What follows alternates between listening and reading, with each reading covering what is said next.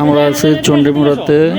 চণ্ডীমুড়া ঘুরতে গিয়েছে আমার সাথে আমার সন্তান ছোট্ট মামনি কৃষ্ণা, তার সাথে অ্যাড হয়েছে তার মামাতো বোন বড়ুরা পয়ালগুচ্ছ থেকে এসেছে, আর আমি, আমার মেয়ে, আমার স্ত্রী গিয়েছি সৈয়দপুর ক্যান্টনমেন্ট থেকে।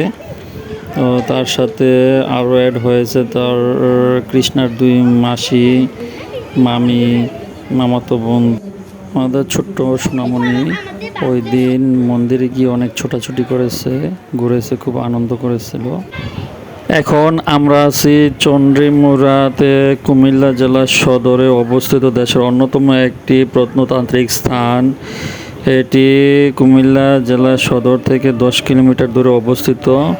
মন্দিরটি চণ্ডীমুড়া পাহাড়ের প্রায় 300 ফুট উপরে অবস্থিত। এই মন্দিরের প্রবেশপথে রয়েছে 142টি সিঁড়ি। সিঁড়ির শেষ মাথায় মন্দিরের প্রধান প্রবেশপথ। এই চণ্ডীমুড়া মন্দিরে প্রত্যেক মাসের প্রথম শুক্রবার সবসময় হোমযজ্ঞ এবং পূজা অর্চনা অনুষ্ঠিত হয়।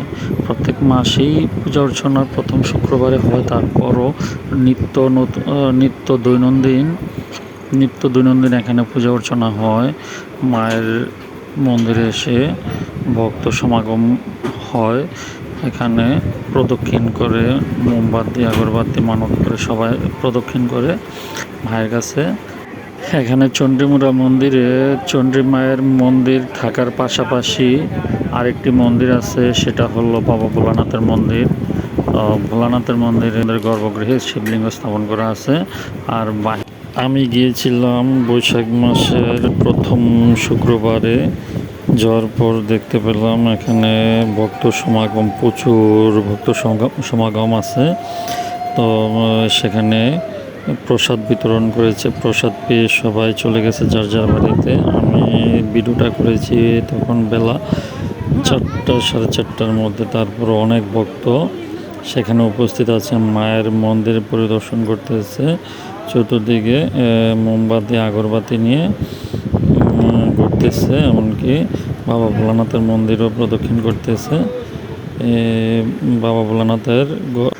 বাবা ভোলানাথের মন্দিরে শিবলিঙ্গ দর্শন করেছি, কিন্তু আমি অনেক দূর থেকে ভিডিওটা করেছি, তাতে বেশি ক্লিয়ারভাবে দেখা যাচ্ছে না। এখন আমি চলে যাব আবার শ্রী শ্রী চণ্ডী মায়ের মন্দিরের সামনে।